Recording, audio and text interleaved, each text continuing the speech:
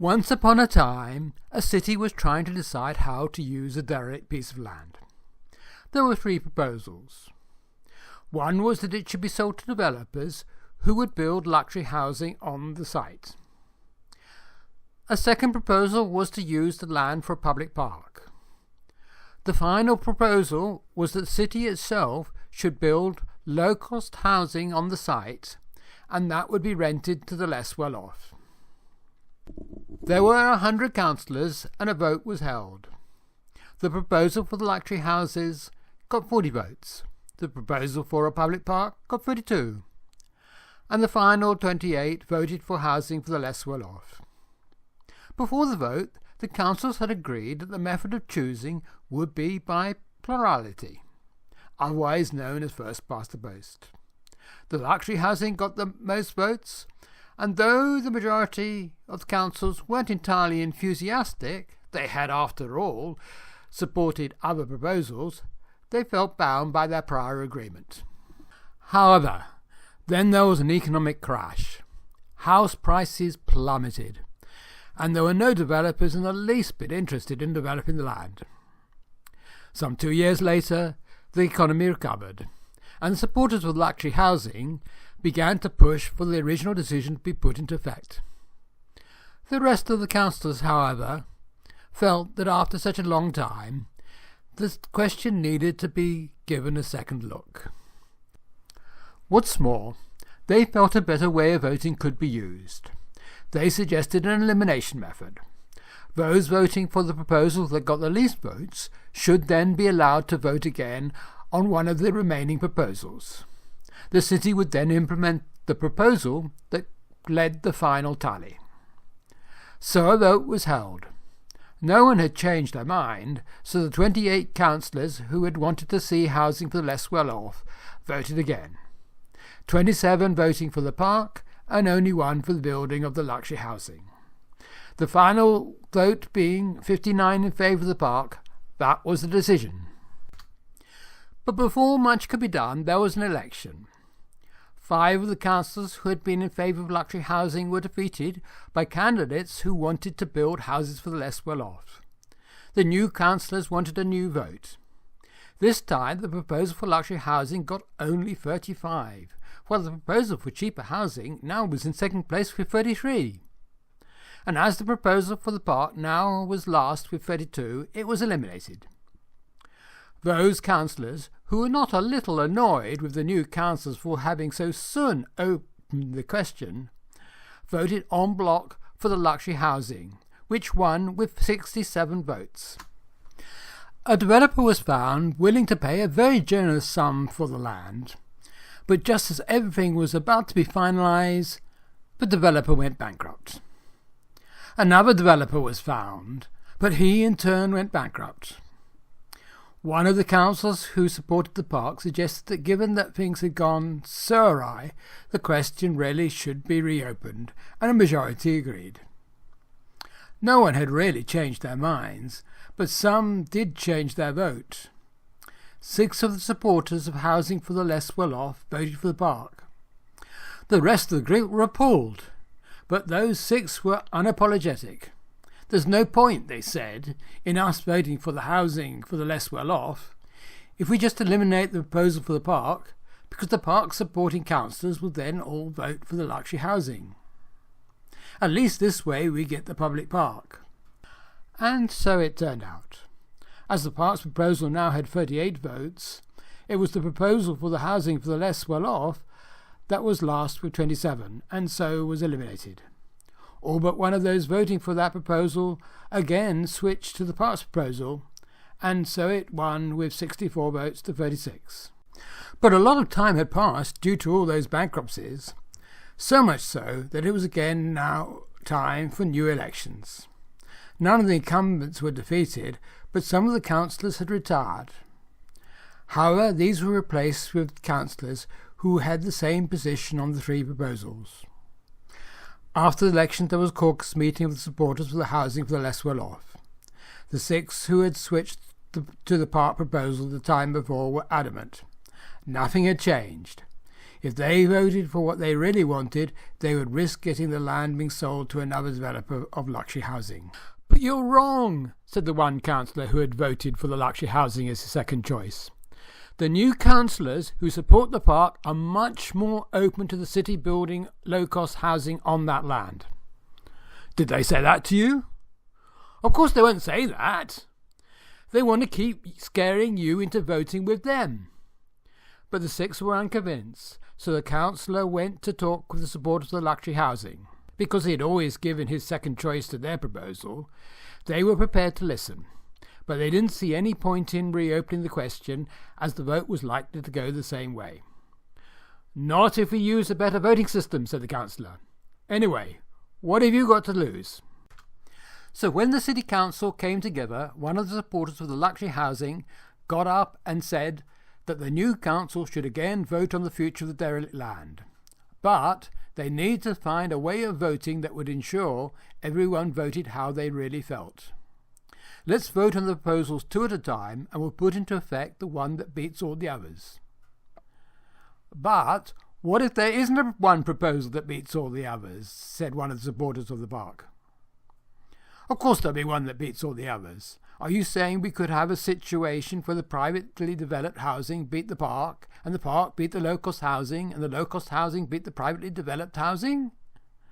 Clearly, that would be impossible. Are you sure? Well, if that happened, we could always fall back on elimination. And that's what they did. First, they voted between the park and the luxury housing. The park won 64 to 36. Then the low-cost housing beat the park 52 to 48. At this point, the park supporter who had spoken earlier said, "Well, we don't need to vote between the low-cost housing and the luxury housing. As for the low-cost housing to be beaten would be impossible." But the supporters of the privately developed housing insisted, and the vote was 51 to 49 in favour of the housing for the less well-off. And that the city council had come to a decision that they were stuck with. You probably guessed this story hasn't really been about how a council makes its decisions. The giveaway was the beginning when they tried first past the post. If ever a council has tried first past the post for its decision-making process, it must be an experiment that was very quickly dropped. And that includes the many councils which are made up of members elected using first past the post. Those councillors, in the main, are happy that voters should have to put up with the problems of first past the post, because, after all, it's the system that's got them elected. But as for using the system to make decisions amongst themselves, not so much. The big problem with first past the post is the wasted vote.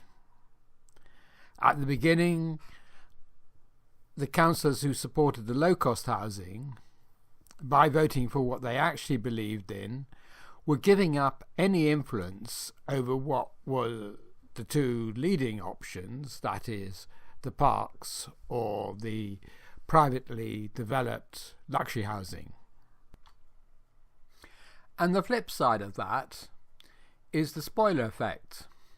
Just imagine that one of the councillors who wanted to privately develop the land had proposed that the land should be sold to a private developer, but under condition that alongside luxury housing, a portion of the housing would be low cost, which would be rented to the less well-off. Now that's the kind of proposal you might think would appeal to the supporters of the housing for the less well-off. And in that case, it might have a better chance of succeed, as it's a compromise proposal. Not a chance.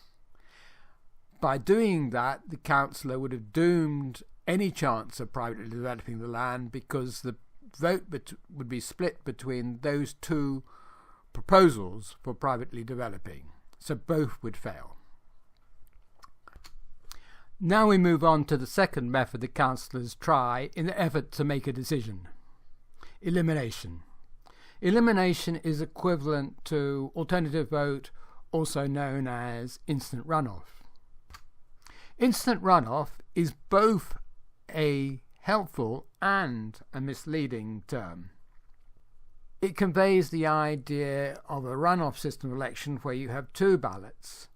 In a two-ballot form of election, with the second round being a runoff, in the initial ballot, all candidates participate, and then all candidates other than the leading two are eliminated, and then a second ballot is held a week or two later, in which the voters decide between those two leading candidates. Instant runoff would imply that you ask the voters to rank the candidates. This means you don't have to bother the voters to come back a second time to participate in a runoff ballot, because you can just look at the lower down preferences of those voters who voted for candidates that are eliminated and see which of the two leading candidates they would have voted if there had been a second ballot. This isn't quite how instant runoff works. Rather than eliminate all but the leading two candidates, with instant runoff you initially only eliminate the bottom place candidate and redistribute their votes. And you keep on eliminating the bottom candidate, redistribute, see who's now the bottom candidate until eventually you have only one candidate left, who is the winner. This means that a candidate that is placed second from bottom in the initial round can, if it keeps being pushed up a place by the ballots of the candidate that's eliminated, keep on moving up the scale until eventually it is actually the winner. And there is a good reason why that is a desirable property of a voting system. Let's say in their second vote, when the councillors tried elimination as their method of deciding how to use the derelict land, 3 councillors who wanted the land to be privately developed came forward with different proposals. One councillor wanted to sell the land to a private developer who would be free to go for the more profitable option of building luxury housing across the whole site. A second councillor wanted to add the condition that some of the housing should be rented to the less well-off, while a third councillor wanted to add a condition that a portion of the land should be converted to a small public park. As a result, 16 supporters of privately developing the land break away in favour of a condition of a small park, 14 break away in favour of a condition of some housing to be rented to the less well-off, and only 10 stick with the original proposal. Now all 3 proposals are trailing the other 2 so badly that they look so unpopular that we don't need to take them into serious consideration. But nothing's really changed. The supporters of privately developing the land are still the largest group. They are just split between 3 proposals. Now for the elimination stages. First, the councillors who stuck with the original private development proposal will be seeking another proposal for private development. Let's say 3 go for the one with a condition of a small park, but 7 for the one with a condition of some low-cost housing, pushing that proposal up a place, and so it escapes elimination by the skin of its teeth. After that, the remaining councillors supporting private development have got no place to go except the low-cost housing condition, so it is now in the lead with 40 votes. So can the modified private development proposal attract more councillors wanting to build low-cost housing on the whole site? Let's say it can. If it can attract 12, that would put it in the lead with 52 to 48. This is instant runoff working as it should. No spoiler effect means more choices available, which means there's a better chance of the final decision being something that people are happy with. But instant runoff in certain situations works just as badly as first past the post. But that is in part 2.